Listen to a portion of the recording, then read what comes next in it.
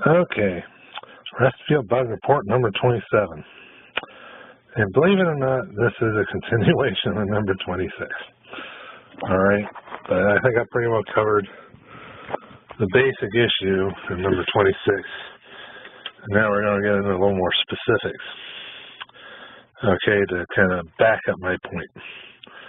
Alright, 19.2-59 of Virginia Code, search without warrant prohibited. No officer of the law or any other person shall search any place, thing, or person except by virtue of and under a warrant issued by a proper officer. Okay? Period. Getting some message here. Alright, well, anyway. Does not say anything about probable cause. Okay, it says nothing about probable cause. Alright? The police are going to talk about probable cause. Probable cause. Well, we had reason to believe that there was a crime and that there was evidence. Okay, if you have reason to believe all this stuff, go to a magistrate and let him decide. Okay, if an arrest or if a search is warranted. Okay, but this plainly says no officer of the law or any other person shall search any place, thing, or person except by virtue of and under a warrant issued by a proper officer. That's not the police. That's the magistrate. Okay? The sheriffs, they know that they get their orders from the court. The police,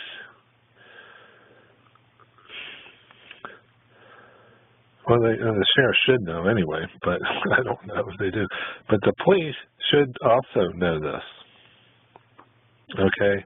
Police or sheriffs are not the same. Sheriffs actually work directly for the court. The police do not. Okay? They may be working with the court, but they don't work for the court. The police are actually a branch, of the executive branch. All right? Okay? As far as I know, that's the way it really works. All right? So, no police. Police don't issue warrants, okay? Not arrest warrants or search warrants. They don't. And the sheriffs, they know this, right? And the lawyers should know this as well. And the lawyer, when I go to talk to a lawyer about this, all I get is, well, you can't expect them to go to the magistrate. Oh, yes, I can. It's in the law, and you should know that. All right? And then the lawyer starts talking about probable cause. Where is probable cause in here anywhere? Doesn't even talk about probable cause. Okay? No search without a warrant. All right, now you go look for probable cause, and then you present that to the magistrate, and the magistrate actually decides if there's going to be a warrant issued or not. Not you cops, okay? All right? That's how it's supposed to be done, and I think this is the whole issue that Randy has. And you need to get a lot more specific about it. Okay? The magistrate decides if there's jurisdiction in this matter. Okay? And that's the whole... And no, I don't know if they're giving the traffic tickets to the magistrate or just some common clerk at the court. I don't know. But, people need to demand their rights. You have a right to speak to a magistrate before, okay? You can claim freedom of speech, but you have to get more specific about it. They have a duty to give you the opportunity to speak to a magistrate first. So claim that right. It's a federally, constitutionally protected right, freedom of speech. And they restricted it. They're required to give you the opportunity to speak to that magistrate first before that magistrate decides if there's going to be any kind of warrant. The thing is,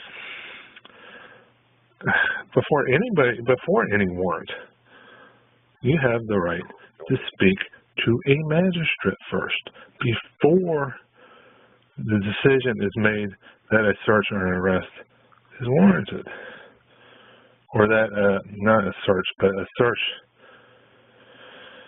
or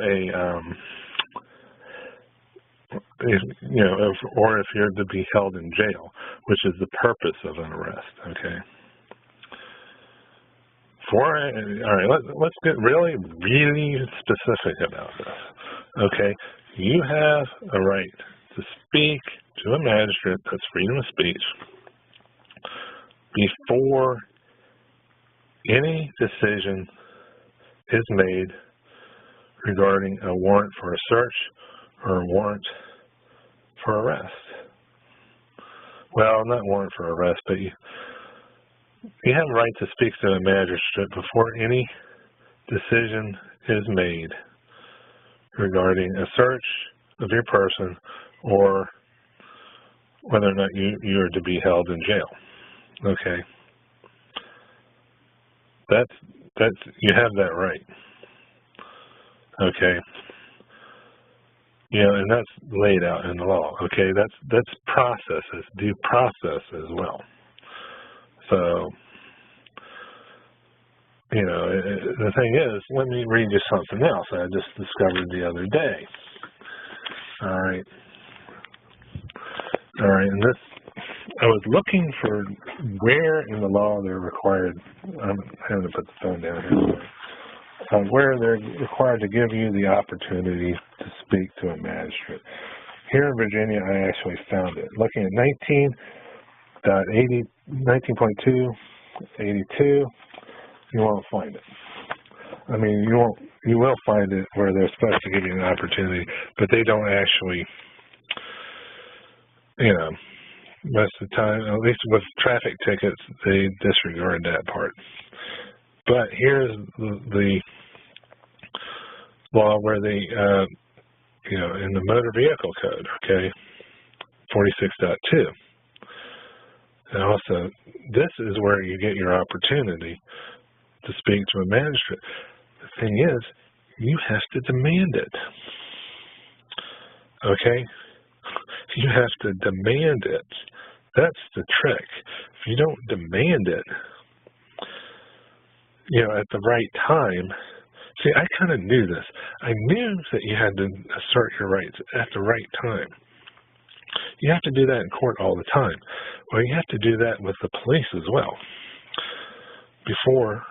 Even before you see a magistrate, okay? This is the time, when that policeman pulls you over, you got to be thinking about, do you talk to the police or do you keep silent? Okay, that's what most everybody's thinking about. But here's the real issue. You need to be talking to a magistrate, not the policeman. Okay? That's the thing. That's the trick.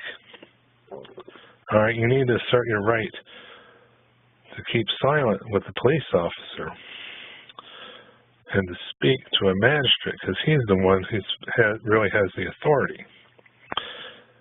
Problem is that even the lawyers and the magistrates and everybody in the court don't seem to understand this. They've allowed the police to take over their duties. They shouldn't be allowing that. So it's not just what the police are doing wrong, it's what the magistrate and the court is neglecting to do. And you need to assert your rights to make sure that the magistrates do their job. Okay? Here's how you do it. I just found this. I'm going to start from the beginning of the paragraph. This won't take too long. I know everybody's impatient. All right, listen. When under 46.2-936. All right. I mean, you got to go through 900 and some rules before you come across this one. All right. Whenever any person is detained by or in custody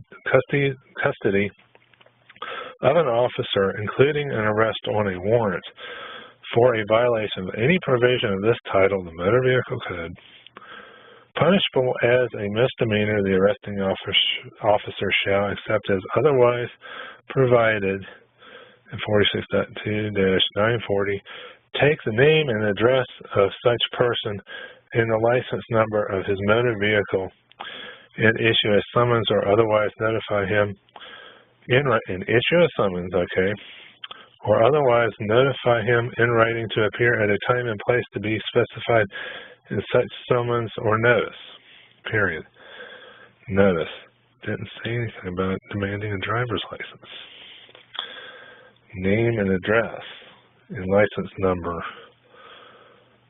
on the plate, not a driver's license. Okay, so that's all you should have to give them. All right, notify him in writing to appear at a time and place to be specified in such summons or notice. Such time shall be at least 5 days after such arrest until the person arrested demands an early, unless the person arrested demands an earlier hearing. Notice the word demands. Such person shall, if he so desires, have a right to an immediate hearing or a hearing within 24 hours at a convenient hour. Okay, that kind of gets back to having the two-way communications between the cops and the court. They're not interested in that. They're letting the magistrate, the court is allowing this to happen. Okay, they're allowing the police to take over their duties. Okay, that's why they're really not. I can tell they're really not going to be interested in me compelling them to start using two-way communications with the court, the magistrate of the court. Such person shall, if he so desires, have a right to an immediate hearing. All right, which can be done by two-way communications, as in 19.2-82. Have a right to an immediate hearing or a hearing within 24 hours at a convenient hour. Okay. This is for your convenience. Police don't like this because normally they want to schedule hearings at their convenience. They want to schedule hearings when they're going to be in a court for other hearings for other people that they've arrested. That's for their convenience. This is for your convenience. All right? All right. Hours at a convenient hour before a court having jurisdiction under this. Before a court. This is where the court is supposed to get involved. Listen up, police. You're taking over their duties, all right? And you're making the decisions that the court is supposed to be making. Before a court having jurisdiction under this title within the county, city, or town wherein such offense was committed. Upon the giving by such person of his written promise to appear at such time and place, the officer shall forthwith release him from custody. Okay, that's how it's supposed to be done. At your convenience, for your convenience, not his. Okay? And notice the word demand. See, I'm in 14 minutes and 26 seconds. Yeah. Unless the person arrested demands an earlier hearing, you can demand this. All right. Anyway, that's the important part. Demand your rights. Anyway, that's Arrest Appeal.